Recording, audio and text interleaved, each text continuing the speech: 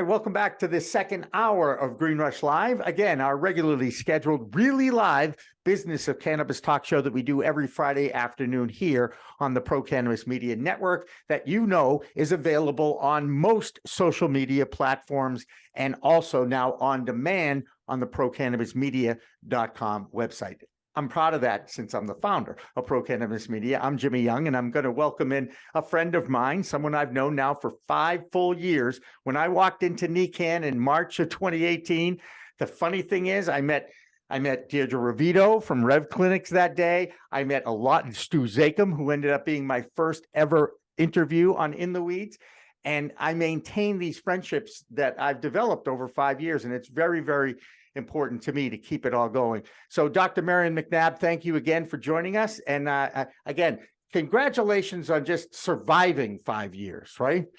Same to you, Jimmy. Same to you. And thank you so much. It's been an interesting 5 years. And, it's been really exciting. It was to watch your growth and to watch the growth of the show and to pump out so many research studies over the last 5 years. I feel like I'm swimming in data about cannabis. And so it's been a really, really wild ride and a good one at that. So absolutely. And you mentioned research, and talk a little bit about the Center for Excellence that you have and how that has grown and some of the different gigs that you've gotten over the last couple of years too.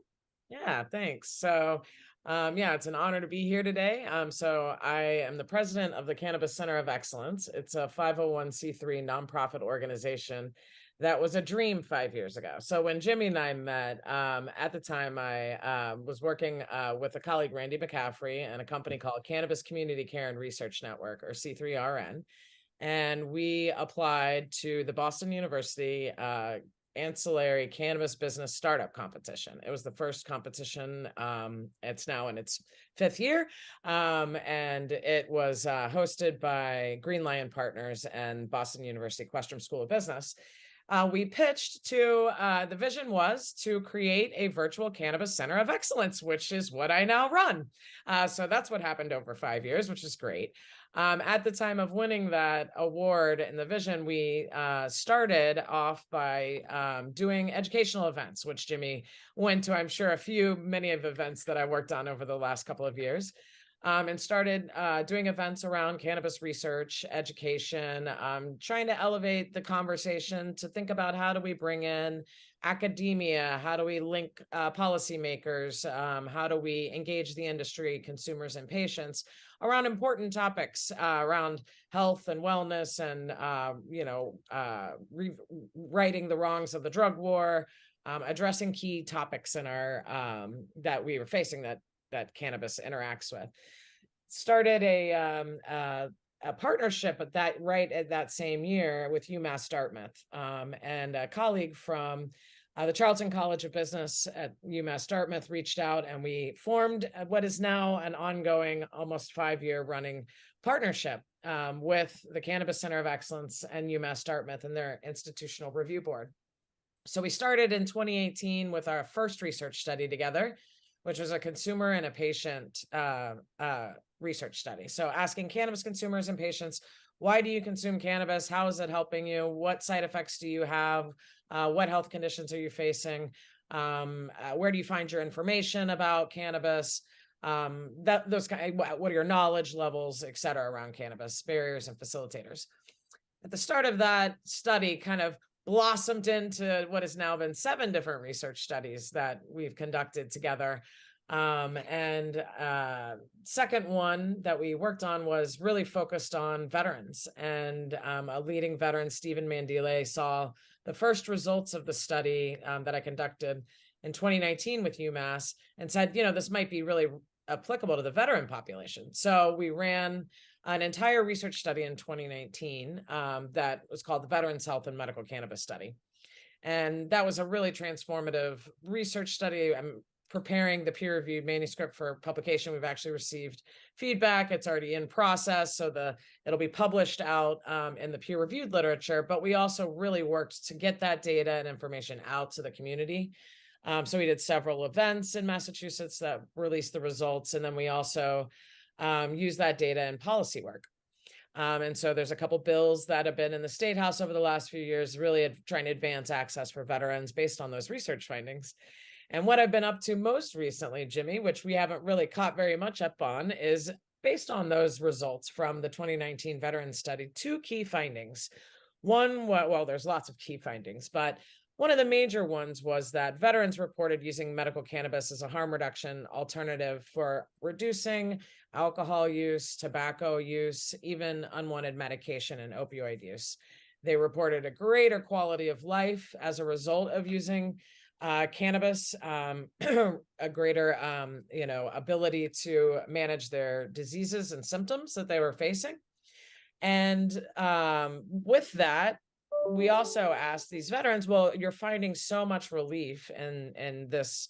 How much is it costing you? And what are your big barriers? And the top three barriers were related to cost to maintain a consistent medical supply, cost to afford a regular annual renewal of a medical card. Mind you, these are majority disabled veterans and some on fixed income, and cannabis isn't covered by health insurance. So while they were choosing to use cannabis to reduce unwanted medication that's covered by their health insurance, they're spending hundreds of dollars a month that's not reimbursable on something that they're finding more value for. So those results really fed into the development of a new research study that we launched 6 months ago, or last year, late last year, called I Count for Veterans. And I Count for Veterans is a platform designed to bring cannabis and ancillary brands together with veterans to conduct future studies, educational programs, offer discounts, or offer donations of products to veterans. It's a new study that is approved by the UMass Dartmouth IRB again.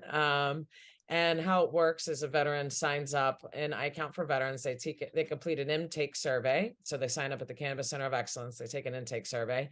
And then they can participate in any of the studies that we bring on or the partnerships that we bring on. And our first partnership was Gibby's Garden. So Kim Gibson, right, Jimmy? Yes. Yeah. So she, reached out and decided that she was, very committed to supporting veterans access. So we created a study bundle of cannabis where it was eighths, pre-rolls and tincture, 2 eighths pre-rolls and tincture. Retailed out to veterans at a steeply reduced study pricing so that veterans could then report on its outcomes. So we tested and trialed that out. We had a couple of hundred veterans participate, and we're taking some of those lessons learned to scale that back up this year. But since then, other cultivators such as Good Chemistry signed on. And so we have a pre-roll pack for veterans. It's optional whether or not the veteran wants to report on its impact on their health using a mobile app or a piece of paper. If for an older veteran who's not comfortable with cannabis, they can anonymously put the paper back in the dispensary. And we'll take that as data collection. Right. So in your spare time, no, seriously. And actually, one of the reasons why I reached out to you this week, we haven't touched on it yet. And I do want to get to the Undue product in a moment. But I do want you to talk about the loss of Raphael Mechoulam this week, because as a scientist and as a researcher, he was the man. And I know, tell us what he meant to you personally and to the industry. Yeah, he was a true leader, and rest in power, Raphael Mechoulam. He was basically the scientific, sort of leader in the industry, and has been for decades around discovery around cannabis and the cannabis plant. So his work means a lot to my work. He is a fundamental researcher, scientist that really has broken the barriers around what we know about cannabis and what potential is to know. I was really grateful to visit Israel last year and Cannex, and at a conference that Raphael Mechoulam was unfortunately unable to be at in person, but presented virtually. And it was so I never actually got to meet him in person. But very much just even being in Israel and being in the environment and a conference that he helped curate, and being able to present my findings there was an honor. and a very true honor that my name was attached on a conference that he was associated with. Right. So rest in power. And I know that he has led the foundational way for a lot of the science that we're all building off of now. And I really mourn his loss. And yeah.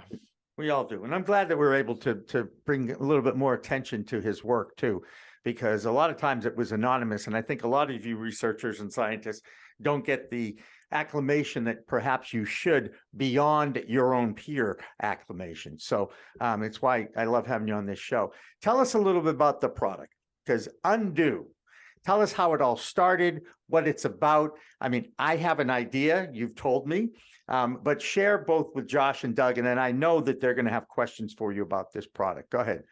Yeah, awesome. And so this is the third research study on the iCount for Veterans platform. So Undue is a product and a group that I've been working with for about 1.5 years. So Undue is a product that has been developed and patented it's been developed over the last decade and patented in the last 5 years. And I'm really excited. So I'm pulling out the study packet right now here for you. Excited that we launched a research study with 500 veterans and Undue late last year, and we're about halfway through our recruitment process. So what the product does, it helps you mitigate your THC experience. So by way of background, there's 3 different use cases for Undue. And as a public health professional and researcher, I really geek out about this product because I think it's really very beneficial for the industry to have a safety net, and also to have, and very beneficial for the consumer to have a safety net. So the 3 use cases, it's a natural ingredient called Olivitol. They're soft gel capsules. And it's all natural. And the first use case is if you overconsume cannabis and you want to return to mental clarity. You're not feeling comfortable. Maybe somebody gave you a 50-milligram edible and you thought it was 5. You can take Undue Rescue, and within 10 to 20 minutes, you'll return to mental clarity. I've seen it happen in front of my face. I've experienced it. And we have testimonial videos. It is it works very swiftly and very effectively. It removes the psychological high, but still allows to retain the influence of the cannabis on your body. And in that way, it works to help reduce your THC tolerance while still being able to consume cannabis. This is essential for a medical patient and somebody who, like, say, a veteran who's really dialed in their regimen and they know what to take and they need to take it every day. Yet their tolerance is achieving high levels, so they can't achieve the same clinical or therapeutic benefits with the same amounts, right? So by being able to lower your tolerance, and this works over 5 days, you take 2 soft gels a day with plenty of water. Got to take it with 12 to 16 ounces of water over 5 days, and you'll notice your tolerance reduce. I've had veterans report up to half. Just right before getting on this phone call, I was on a call where we're doing a comedy fundraiser for iCount for Veterans. So I'll give that a quick plug. But one of the guys in May 20th, so anybody who wants to join in, but one of the guys I'm working with, I gave him the THC tolerance reset. He definitely took it, and I just had a report out after that he felt like he was smoking like high school high again, like he was very, very one of his first times consuming cannabis. So it really worked for him. And that's just even one testimonials. So the third use case is refresh. So say you consume cannabis the night before, you wake up and you have a little bit of brain fog, or need to have a return to mental clarity. I call it leftover, not a hangover. I'm leftover. The leftover. This works. You take it within 20 minutes and refresh, return to mental clarity. Some of the preliminary results we're finding is also increased motivation, increased attention, concentration, using it. And so that's great. That's an amazing side effect. If we can, help people feel more mentally clear when they want to, and when they, and help people have a better ability to consume their medicine or consume recreationally and feel more comfortable, it's awesome. I think for the other, really great user base. So we're studying this with veterans, but I mean, obviously this works with people in our endocannabinoid systems. It really works to interact with our CB1 receptors. And that's how it can mitigate the THC experience.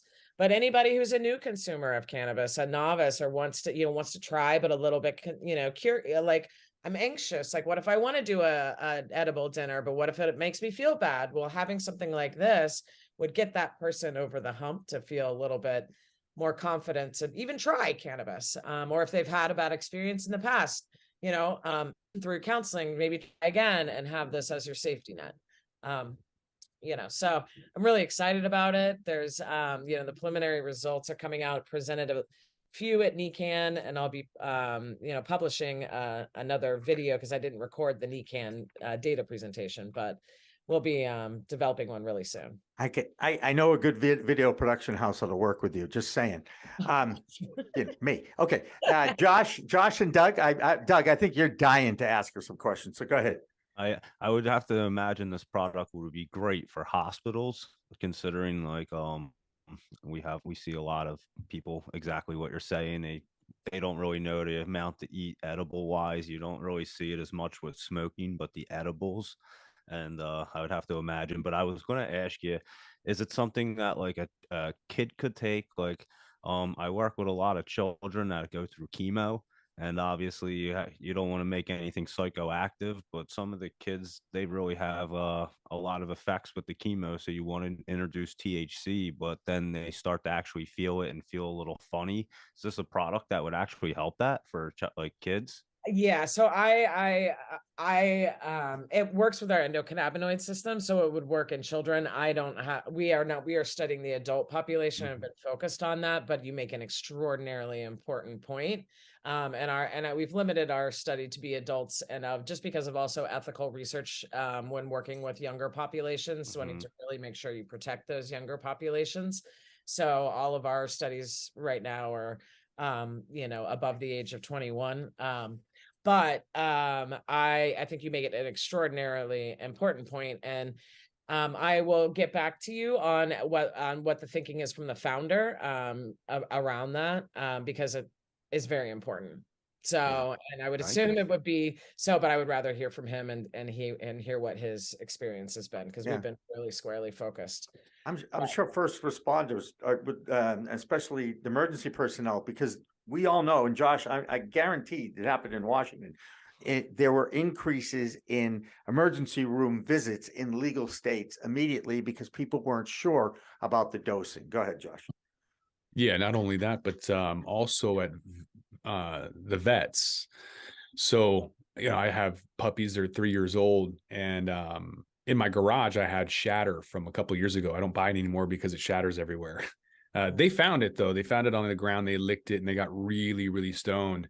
And so my understanding is as puppies, they could have seizures. So I was like, okay, let's go bring them into the vet, even though I'm paying $750 per dog to have them play Bob Marley and feed them Doritos is better than the possibility that they could have a seizure. So in addition to, Doug's comment about hospitals, I'm thinking veterinarians. Can you infer if that would help reduce on that? I'm thinking airplanes to reduce the crazy people trying to get out mid-flight. And then what about CHS, cannabinoid hyperemesis syndrome? Okay, thank you for touching on that one and all of the other ones that you listed. So yes, on pets, they have an endocannabinoid system too, and you're right, THC is toxic for dogs. So like I have an inkling, I can't say because I haven't studied it, but I have an inkling that it also might be efficacious for animals, but I'm also going to get back to you on that one for both the kids and the animals. But also, so EMR, like training emergency room visits, or like, providing this in emergency rooms, but also in ambulances and EMTs. I feel like anybody who has Narcan in their pocket should have Undue. Period. Prevent those people from ever getting to the hospital, right? Like stop, so that I feel like is an area that I think we can really focus on. And cannabis hyperemesis syndrome. Yes. So we, and this is something that I've talked to the founder about. They've been field testing this product, so to speak, for years and seeing it work. And we specifically ask in our veteran study, if somebody is experiencing cannabis hyperemesis syndrome, to take it.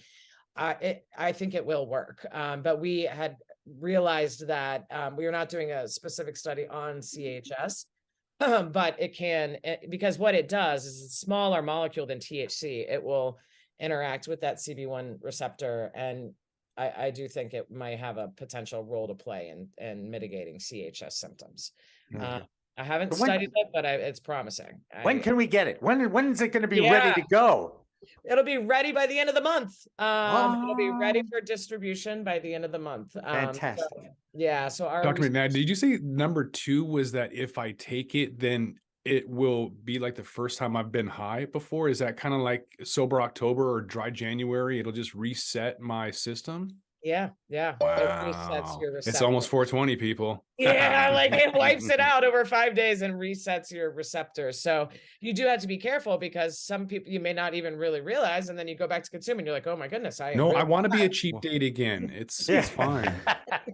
So do you have to stop consuming for them 5 days that you? No, okay. I was just making sure. I was like, I don't think I've ever stopped for 5 days in my life. Yeah, exactly. I don't want to either. And sign me up. This product is great. I'll definitely try it. Yeah. All right. Look, hey, Dr. Marion McNabb, always a pleasure to hang out with you, see you, talk to you. You're so passionate about the cause. When Undue comes out, please, you are welcome back to talk about it and where people can get it and that sort of thing as well. If people want to get in touch with you, go ahead, give yourself a plug. How do you find Dr. Marion McNabb? Awesome. Thank you. Yeah. You can find me. You can go to cannabiscenterofexcellence.org, find out all of our research studies, data, what we've got going on. And we're going to be doing a comedy veterans fundraiser for iCount, where we will have Undue there. We're going to actually have some of the comedians probably try it on stage. And it'll be at May 20th at the Off Cabot Theater in Beverly. And we have a buy a vet a ticket program. So if people want to sponsor and support that way, we're trying to offer free tickets for veterans, fill out as many veterans as we can. And we do have sponsorship and booth table opportunities. The funding goes to help support, scale up iCount for veterans, and share between Patriots Helping Vets and the Cannabis Center of Excellence, to keep getting the word out and keep bringing on further outreach and access for our veterans. You can email me at Marion, Marion, at cannabiscenterofexcellence.org. And you can catch me on the local circuit in Massachusetts. And I'll send you both, Doug and Josh, a sample packet to try this out. There you go. I will absolutely share it with them. Even in Washington State, I'll pay for the postage. Okay, there you go. Oh boy, big spender. Thank you, Jimmy. Dr. Marion McNabb, thank you so much for joining us. We've got a really special guest coming up next. I'm just going to leave it at that, because when you meet and hear this guy's story, you're going to be like, whoa. So don't go away. Green Rush Live continues after this break. With that, we're going to roll this one up. I'm Josh Kincaid. This is The Talking Hedge. Don't forget to like, share, and subscribe, or don't, and I'm out. Don't forget to smash that like button on your way out and check out these other videos that we've got.